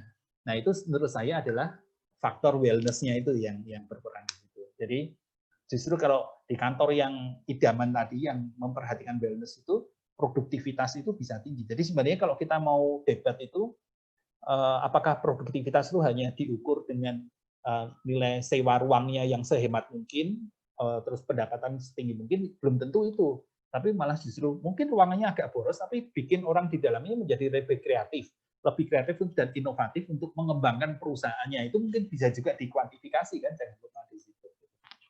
Nah itu pertimbangan saya. Jadi memang antara wellness dengan efisiensi kita juga perlu mempertimbangkan dengan seimbang, betul ya, bukan untuk ditiadakan satu dengan yang lainnya. Menurut saya hal itu. Tapi kalau misalkan menyangkut desain rumah tinggal, saya selalu percaya desain rumah tinggal itu memang harus menemukan efisiensinya. Apalagi sekarang ya, orang lebih banyak di rumah. Kalau punya rumah yang gede banget, nyebut itu namanya ngepel sekali sehari 2 kali itu nggak ada pembantu lagi gitu. Wah. Sekarang orang mulai berpikir praktis, kita ingin tinggal yang efisien ruang, compact, kecil, bisa saya kontrol sendiri, bisa saya bersihkan sendiri. Mungkin trennya ke depan akan seperti itu. Rumah tidak lagi menjadi rumah yang gayanya Anang atau Raffi Ahmad, wah yang nonton di YouTube itu ya, itu. Tapi mungkin justru rumah tinggal yang compact, yang nyaman dibersihkan, tapi juga sehat begitu ya. Ya mungkin itu yang bisa saya sharing. Terima kasih Pak Henry. Ini mungkin pertanyaan terakhir aja ya, kayaknya juga udah habis. Oh iya udah habis. Wah ada masih banyak ini ternyata ya. Oh ya singkat-singkat aja. Ya, singkat-singkat aja ya ini.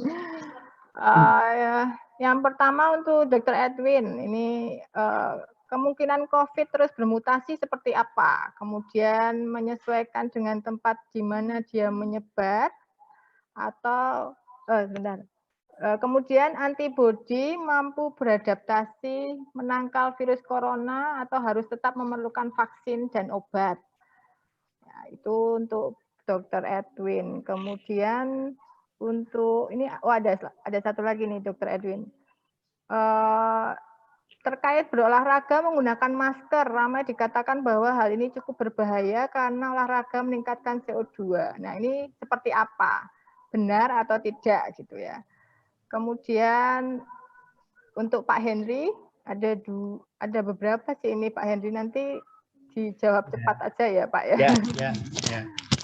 Layout bangunan, layout suatu ruang berubah dan memprioritaskan sanitasi sebagai bagian utama suatu bangunan sebelum berpindah ke ruangan yang lain. Apakah ada kemungkinan layoutnya itu berubah gitu? Kemudian apakah kedepannya urban farming menjadi tren dan keharusan bagi masyarakat? Ini juga terkait dengan tren itu kan tadi disebutkan bahwa harus pandemi ini membuat arsitek harus mendesain dengan back to nature gitu ya. Salah satunya passive design. Nah, kemudian pertanyaannya adalah bagaimana jika udara yang masuk harus difilter, maka bukaan pada bangunan harus memiliki filter yang seperti apa, sehingga dia bisa bersih gitu ya Pak. Kemudian untuk penataan ruang, ini akan merubah pola kita dalam berperilaku dan berinteraksi sosial, sehingga padahal di Indonesia memiliki keragaman budaya. Jadi ini akan menjadi perbedaan yang besar. Nah, ini seperti apa itu? Mungkin itu tanggapannya. Kemudian, ini ada satu lagi Pak Henry. Berkaitan dengan efisiensi ruang yang tadi, bagaimana trik memfasilitasi physical distancing, khususnya pada tempat ibadah tanpa mengganggu aktivitas beribadah. Wah, ini seperti yang mau kita bicarakan besok ya Pak ya, webinar berikutnya mungkin ini. Ya, webinar berikutnya nanti bangunan ibadah ya. Baik, silakan Dr. Edwin. Dr. Edwin dulu. Dr. Edwin, baik, karena ya. ini banyak ya Pak Henry, silakan. Ya. Saya jawabnya singkat saja ya, mungkin biar tidak terlalu lama. Untuk pertanyaan mengenai apakah virus corona ini akan bermutasi, saya akan menjawabnya untuk bakteri dan virus lain, dia akan mengalami mutasi. Nah, untuk coronavirus nanti harus mengikuti perkembangan yang akan kita lihat perkembangan ke depannya. Bagaimana apakah dia mengalami mutasi atau tidak. Jadi untuk jawabannya itu kita lihat perkembangannya. Kemudian apakah kita perlu divaksin kalau nggak salah ya itu ya. Apakah tubuh kita cukup untuk mencegah infeksi corona? Ya untuk sementara waktu ini kita bisa menjaga kesehatan dengan cara cukup beristirahat, berolahraga, makan yang cukup, minum yang cukup, healthy life gitu aja. Tapi apakah perlu vaksin? Itu juga jawaban saya akan lihat perkembangan yang akan terjadi. Itu. Kemudian yang apakah aman untuk berolahraga menggunakan masker? Menurut beberapa ahli, menggunakan masker saat berolahraga masih cukup aman bagi orang yang tidak memiliki gangguan jantung atau gangguan pernapasan. Contohnya saja cardiovascular disease itu misalnya dia sudah mengalami serangan jantung, atau yang untuk respiratory disease itu mungkin dia mempunyai riwayat pneumonia, kemudian punya riwayat disease yang lain yang cukup mengganggu dalam beraktivitas menggunakan masker, sehingga diharapkan tidak berolahraga menggunakan masker. Jadi orang-orang yang tidak memiliki comorbid itu menurut ahli masih cukup aman. Itu ada yang lain mungkin? Sepertinya itu dulu. Ya, terima kasih. Bisa ya. Terima kasih Dr. Edwin. Selanjutnya Pak Henry silakan. Ya, kalau layout adaptive design, saya rasa memang nanti desainnya ya, trennya itu orang mendesain misalkan satu denah itu mana yang area yang benar-benar fix, ya, mana yang area yang bisa berubah. Jadi saya ambil contoh ya, yang sudah fix itu kan biasanya kan sarana transportasi vertikal, misalkan lift, tangga itu kan nggak bisa dirubah-rubah seenaknya sendiri, kan nggak bisa. Struktur kan juga nggak bisa dirubah-rubah. Tapi tempat-tempat yang lain yang sifatnya interior itu akan bisa dirubah sesuai dengan kreativitas dan kebutuhan. Tentu saja yang tadi bisa dibuka selain core service, tapi juga toilet ya. Mungkin toilet itu kan tidak mudah ya untuk pindah-pindah toilet di dalam satu gedung bertingkat. Jadi saya rasa itu yang akan membatasi, tapi setidaknya bagaimana layout ruangan dan sebagainya itu bisa berubah-ubah. Yang kedua tentang urban farming. Urban farming ngetren juga ya, manakala orang terisolasi di rumah kan kemudian aktivitasnya hidroponik, nyoba berkebun, nanam pepaya, kangkung dan sebagainya gitu. Nah, saya mengharapkan ini memang menjadi satu tren ke depan bahwa kita bisa urban farming itu bagusnya itu selain menjadi sumber sayuran untuk kita makan, tapi juga bisa membantu untuk menghijaukan ya di urban atau di perkotaan itu. Kebetulan beberapa bulan yang lalu saya berkunjung ke Kampung Sayur Mbau Sasran gitu ya. Itu yang menarik juga. Mereka bisa menjual sayur-sayurnya di kampung di tengah kota di Mbau Sasran itu Tapi juga sekaligus juga bisa membuat lingkungan menjadi lebih hijau dan nyaman. Jadi orang itu ketika tinggal atau di kampung, meskipun kampung itu biasanya jalannya sempit-sempit, tapi banyak tanaman gitu akan segar. Jadi memang terbukti tanaman itu kan bisa menurunkan temperatur udara ya. Selain kalau tumbuhan yang besar kan bisa memberikan efek naungan, efek pelepasan O2, evaporatif dan sebagainya itu, tapi juga sekaligus bisa mendinginkan udara di sekitarnya.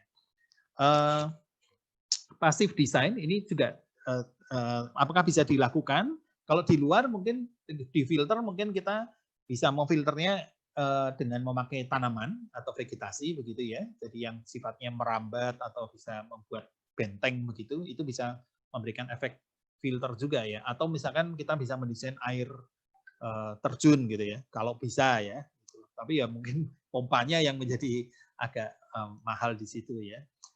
Di beberapa tempat kita juga seringkali harus mendesain barrier misalkan ya, selain untuk kebisingan, tapi juga sekaligus dia bisa juga untuk debu supaya tidak mudah masuk ke area perumahan gitu. Itu juga ada ilmunya sendiri itu akustik lingkungan ya untuk membuat sound barrier ya. So itu. Pola masyarakat berubah ya, saya rasa pasca pandemi ini kita sudah melihat pola pasti berubah. Kalau saya boleh cerita di kampus sendiri kita juga pasti akan berubah gitu ya. Jadi paling tidak dalam 1 tahun ke depan itu kita akan terus mencoba untuk aware dan alert gitu ya. Paling tidak orang yang hadir di kampus itu selalu terdetek ya, supaya memudahkan kita men-tracing kalau terjadi sesuatu. Dan juga orang yang hadir di kampus harus bisa dipastikan orang yang sehat ya, meskipun dengan body temperatur itu sangat minimal sekali. Untuk orang OTG mungkin juga masih menimbulkan bahaya, tapi paling tidak kita melakukan screening terlebih dahulu. Dan orang harus pakai masker. Oleh karena itu desain-desain seperti itu yang dipakai secara personal maupun layout kampus atau layout ruang-ruang terbuka akan sangat berubah, termasuk physical distancing ya. Kalau physical distancing dalam hal olahraga juga mungkin akan berpengaruh ya. Orang main badminton harus single saja gitu kan, jalannya jauh. Tapi kalau double nggak boleh gitu. Susah itu Pak ya. Susah Ya itu mungkin badminton cuma single aja atau main di komputer saja gitu. Tapi misalkan kalau sepedaan itu menurut saya juga boleh ya untuk itu. Ya mungkin itu saja Bu Peti. Baik, terima kasih Pak Henry. Ini tadi pertanyaannya tadi langsung saya gabung itu.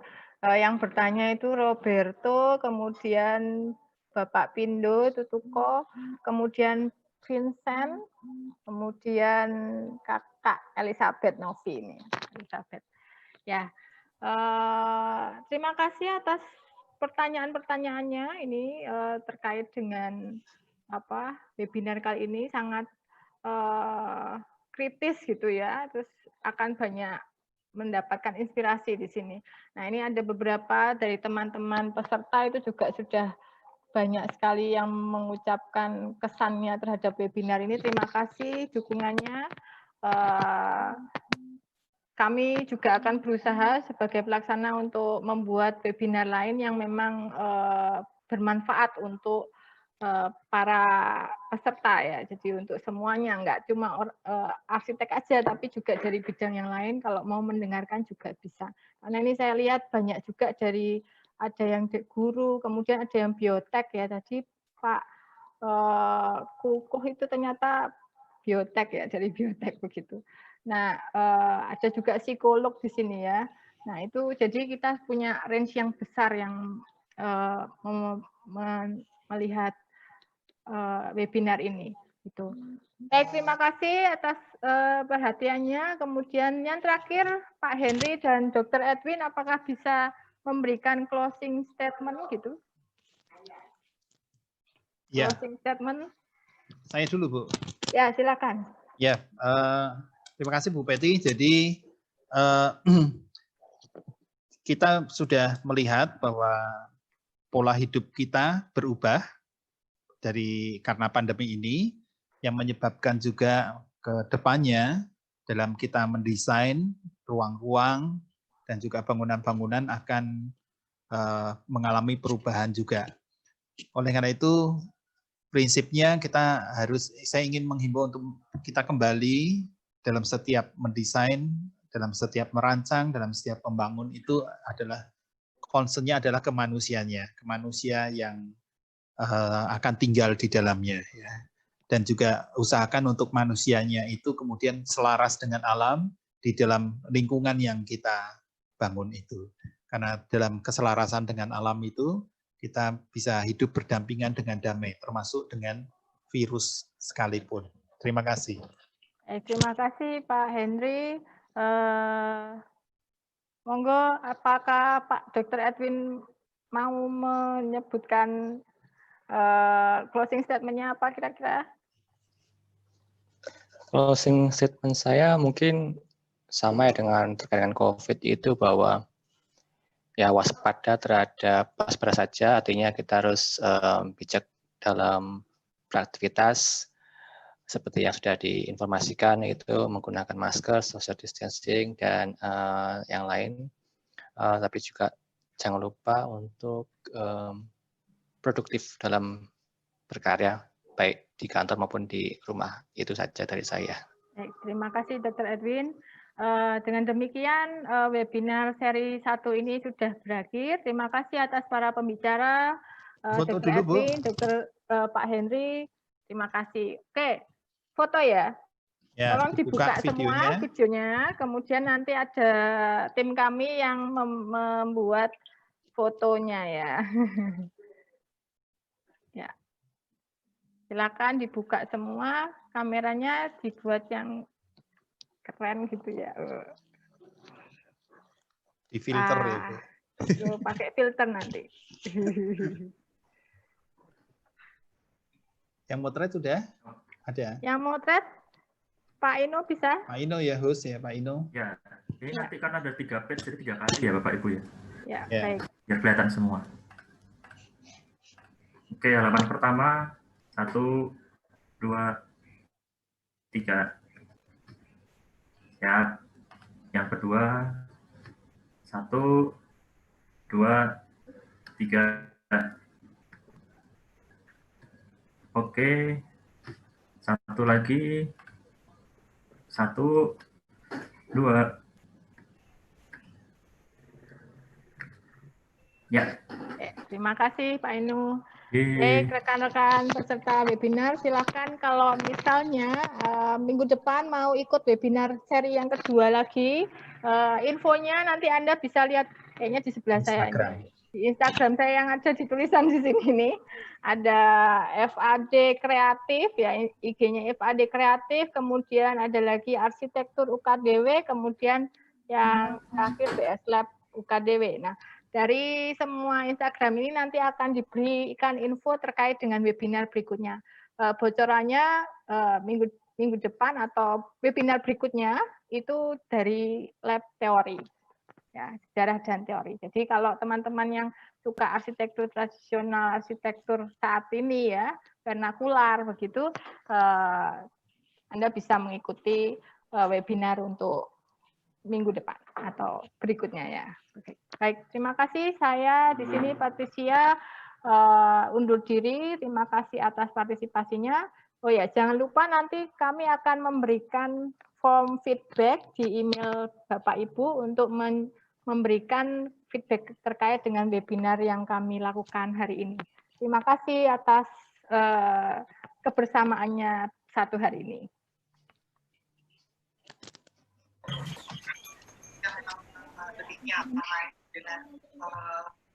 Sukses UKDW. Terima kasih Pak Yos. Terima kasih Pak Yosef. Halo Mbak Dias. Halo Mbak Dias.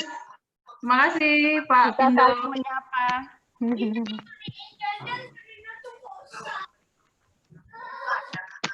Nggak buka Grab, apa susahnya? Berlebihan. Aja.